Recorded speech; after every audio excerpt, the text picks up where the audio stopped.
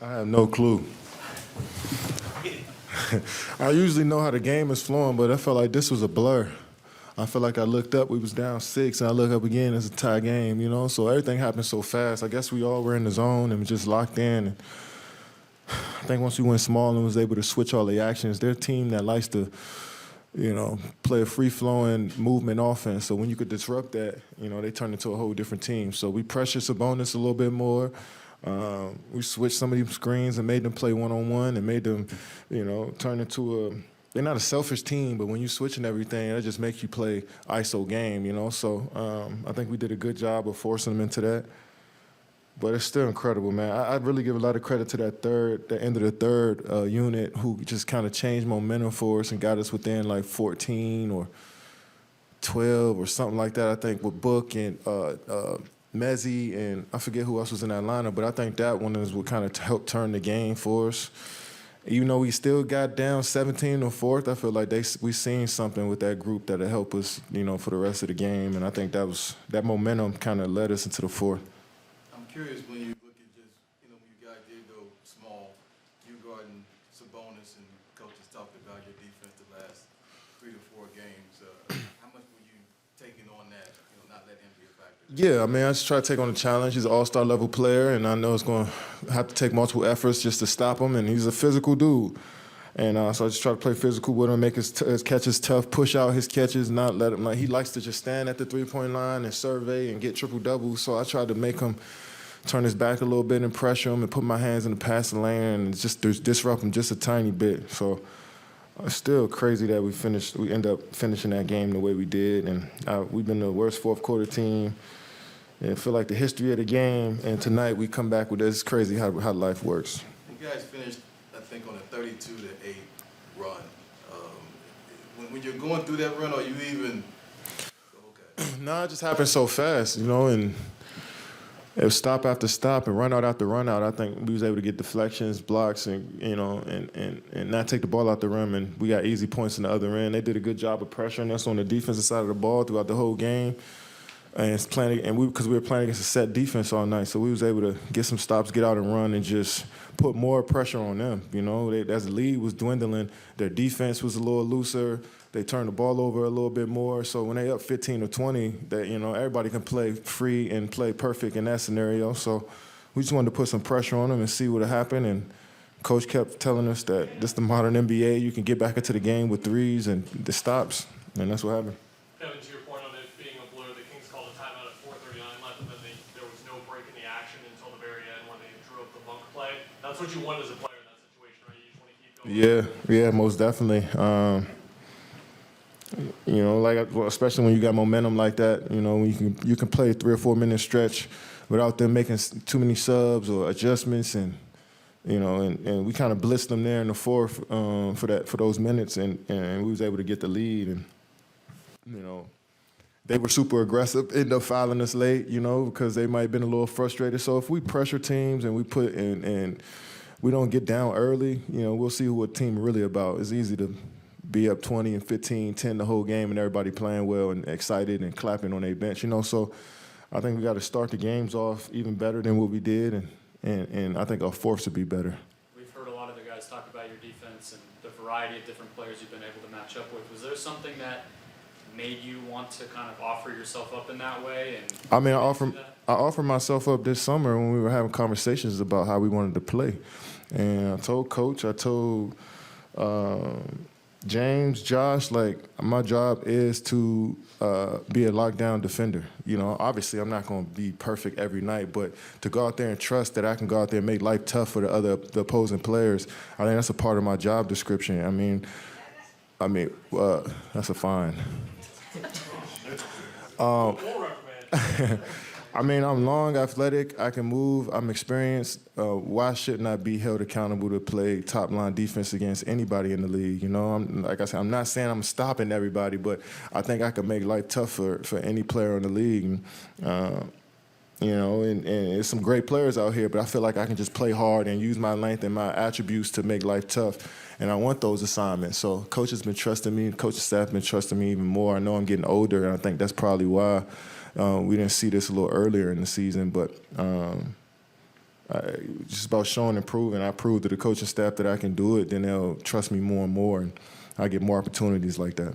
What fuels that drive to be a good defender? What fuels? Fuels that, I mean, my calling, my purpose of being a human being is to be the greatest basketball player I can be.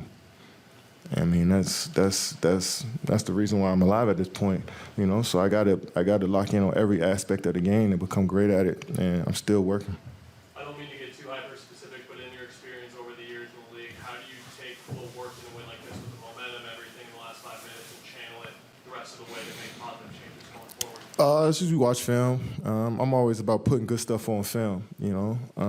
We put some good and bad stuff on film tonight that we can learn from. So we try to bottle this up and try to emulate that as much as possible as we move forward. And it's about making it a consistent thing for us. And I think that transfer from watching film to practice to the games, you can see it starting to pay off just a tiny bit for us. We got a long ways to go, and I feel like we're in a solid position. Kev, you've been in situations where you struggled early and then found it, when it mattered. How much of that is just trusting the work that you put in that it'll come through? Yeah, that's all it is. Like I said, I've been in so many different games.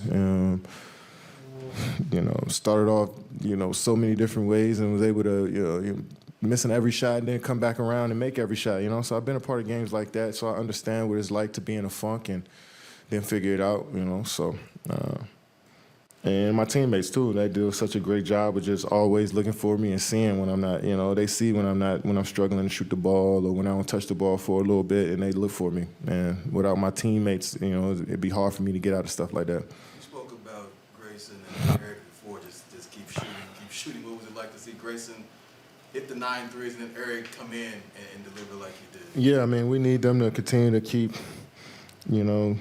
tossing them up there and shooting them with confidence. Did Grayson get a record again? He tied. Oh, he tied it.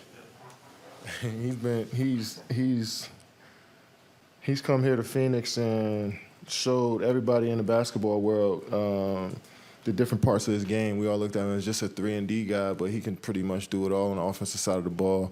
Maybe not post up. Maybe he need to come to my academy this summer to post up, but he can pretty much do a lot of things on the court, and I'm glad he's expanding his game and shooting the ball with confidence, and we need everybody to do that. 37 threes to that 40. I mean, we've been shooting 26, 27 threes before, so we're starting to get up there with the other team and matching them at the three-point line, and, that's been helping us stay in games. You spoke on it this morning with Grayson, but not putting him in a box. Do you think there's a lesson there that some team or just a lot of organizations across the league miss on just in terms of limiting players and what they do? Yeah, I mean, a lot of this stuff is situations. A lot of times you got to sacrifice your full game to help maximize somebody else's game, and that's what Grayson was doing in Milwaukee. He had to be a space-out shooter guy. I mean, they got guys that can handle Giannis and Drew and Chris Middleton, and I think here we try to have a multiple ball handler attack, and we want everybody to be at their best. But all his experiences throughout the league has helped him up to this point, and all of that stuff mattered when it comes to him being a good player now. So just keep building from there. Can you speak to how scrappy he was in that final run in the fourth quarter, getting those 50-50 balls to help you guys get out and run and get your positions to stick those threes and actually pull out the win? Yeah, I think once we kept the ball in bodies in front of us, we were able to make those plays. When we chasing off of screens and you see the back of your guy's jersey all the time, it's hard to make those 50-50 plays or get a deflection. So we kept the ball in front. We made them go through our chest if they wanted to do anything, and that's what type of you see what type of players somebody is when you physical and you into them and you pressure them. And I think we did a solid job of pressure on there in that fourth. Early on, they were playing loose. Everybody was getting shots. Vesnikov was knocking down shots. And he's an incredible shooter, but he felt like he made every shot. Malik Monk, Keegan Murray. I mean, but once we start putting a little bit more pressure on them and not letting them run around freely, then I think that would play in our favor. What's the sense of just the communication on the bench in the locker room during the frustrating moments tonight? How you were able to stay together and not pull up the test down 22? I think the coaching staff made good adjustments. We were definitely dead in the water. We didn't know, they were scoring at will. It was kind of hard to figure out, how we were going to get stops and how we were going to not play against a set defense. I think Coach made some good adjustments there with the lineups, with also the scheme that we were playing, and we was able to excel in that and get a win. I know a lot of people say a win is a win, but do you feel comfortable, about this win, just seeing how the outlook of the game was in general? Hell yeah. Hell yeah. I mean, it's always about the process with me. The end result is definitely cool, but I care more about how we go about things. And like last game, I didn't like how we went about things, but we still won the game. Tonight, it was one of those games where you definitely hate how you playing early on, but you still don't give up, and was able to, have some bounces fall our way to win the game. So it's a lesson in every game, and but winning in this league is always fun. I mean, I rather learn from a win than learn from us losing. So we can take some good things from this game and get better from it.